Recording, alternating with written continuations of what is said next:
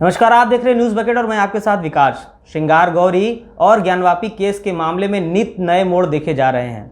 आपको बता दें कि ज्ञानवापी का मामला वाराणसी की जिला अदालत से लेकर हाई कोर्ट तक चल रहा है। ऐसे में वाराणसी में हिंदू पक्ष के अधिवक्ता सुभाष नंदन चतुर्वेदी ने ज्ञानवापी मामले की पूरी कलही खोल दी और अब तक हुई पूरी बहस की जानकारी दी। उन्होंने बताया कि जिस 1991 एक्ट की दुहाई वक्फ बोर्ड दे रहा था, उस दायरे में ज्ञानवापी आता ही नहीं और ज्ञानवापी वक्फ बोर्ड की संपत्ति है ही नहीं। यही कारण है कि वाराणसी की जिला अदालत ने भी केस को चलने योग्य बताया और अब जल्द ही उस पर हिंदू याचिकाकर्ताओं के पक्ष में फैसला आने वाला है।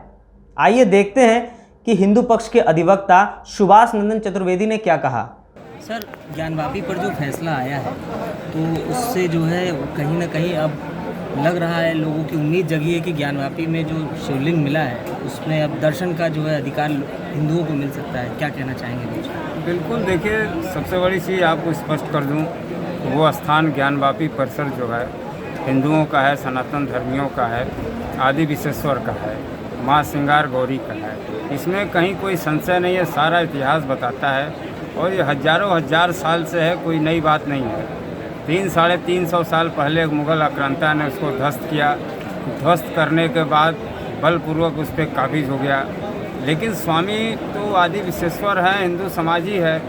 इसलिए जब पुनः हिंदू समाज या पूरा देश का ये जब जगा है तो जगने के बाद तो प्राप्त होना ज़रूरी है, मिलना ज़रूरी है। भाई आज नहीं कल जो है हिंदुओं को स्थान इष्ट देव वो मिलेंगे, इसमें कहीं कोई संशय नहीं है। तो ये कहना कि अब लग रहा है, ऐसा नहीं है। हिंदू चूँकि सोए थे, आदि विश्वेश्वर सोए हुए थे, वो स्वयं समाधि में चले गए थे। तो आज उनकी इच्छा हुई कि बाहर आए, बाहर आ गए। इसलिए जो है हिंदुओं को तो वो स्थान मिलना ही मिलना है। सर, जब से ये मामला ज्ञानवापी का शुरू हुआ है, 1991 एक्ट की बात हो रही है, इसका कितना प्रभाव पड़ने वाला है ज्ञानवापी के मामले पर?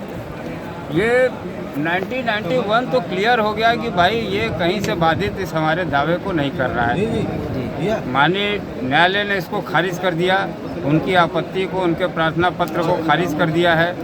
इसलिए कहीं कोई अब इस तरह का संशय नहीं है।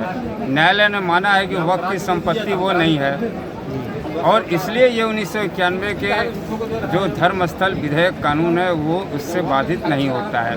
न्यायालय ने स्पष्ट किया, तभी तो ये मामला पोषणी हुआ और आज चल रहा है, मुकदमा स्टार्ट हो गया। इसीलिए ना कि पोषणी है, अगर बाधित होता तो मुकदमा क्यों चलता, वहीं खारिज हो जाता। सर, इस मुकदमे का भविष्य क्या है?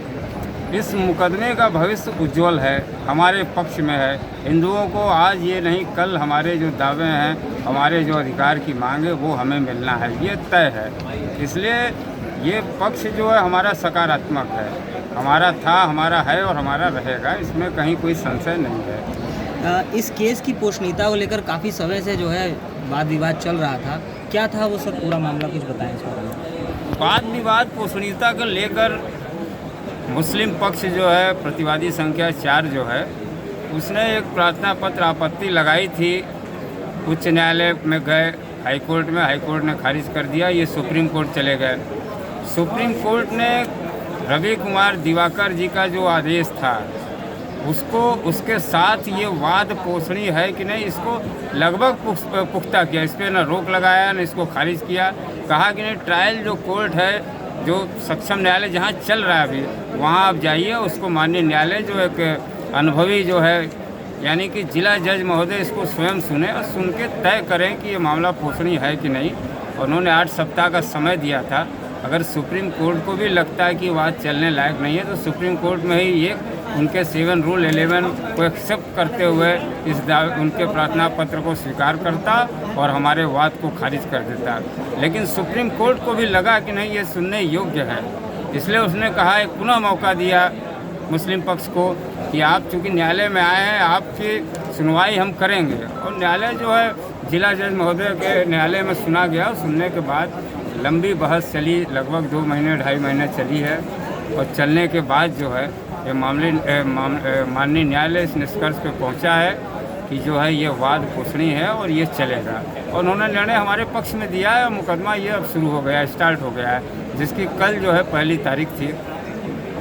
अच्छा, इसमें याचिकाकर्ताओं में जो बिखराव देखा जा रहा है, तो क्या इस पर अलग अलग फैसला आने वाला है? कोई कहीं बिखराव नहीं है। एक चीज़ समझ लीजिए, आपसी मतभेद हो सकते हैं जी। रास्ते सबके अलग अलग हो सकते हैं, लेकिन लक्ष्य मंजिल तो सबका एक है। अगर आपस में बिखराव भी होगा, जो कि है नहीं, अगर है भी तो रास्ता सबको आदि विश्वेश्वर महासिंगार गौरी का पूजन के अधिकार को मिलना, ये तो हमारा भी लक्ष्य है, सारे याचिकाकर्ताओं का है। इसलिए सबका उद्देश्य लक्ष्य एक ही है, कहीं कोई बिखराव नहीं है।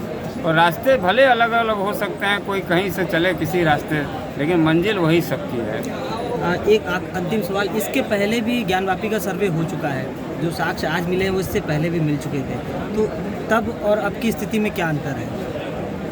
तब की स्थिति थी कि देश सोया हुआ था, सरकार जो है हमारे कहिए या हिंदू समाज के कहिए या देश के राष्ट्रवाद या भारतीय संस्कृति के एंटी नेशनलिस्ट सरकार थी, जिसकी वजह से लोग, जनता भी जागरूक नहीं थी, लोग सोए हुए थे, उनको कोई इंटरेस्ट ही नहीं था क्या मस्जिद और क्या मंदिर। लेकिन धीरे धीरे आज की जो नई पीढ़ी आई है, सोशल मीडिया का ये युग है, और बच्चा जो है, बच्चे के हाथ में मोबाइल है और कंप्यूटर है, वो जानता है कि हमारे अधिकार क्या है, हमारे अधिकारों का हनन कैसे हुआ है, हमारी पहचान क्या है, हमारी सभ्यता, हमारी संस्कृति, हमारे संस्कार क्या है, हर व्यक्ति जान रहा है। इसलिए जो नई पीढ़ी आई है वो जानती है कि जो है हमारे साथ दमन हुआ है, हमारे जो है इष्ट देव को विध्वंस करके जो वहाँ मस्जिद आक्रांता ने मस्जिद बनाया था। इसलिए उस समय जो वाद साक्ष्य आया वो तो मान लीजिए लोगों के इंटरेस्ट न लेने की वजह से दब गया।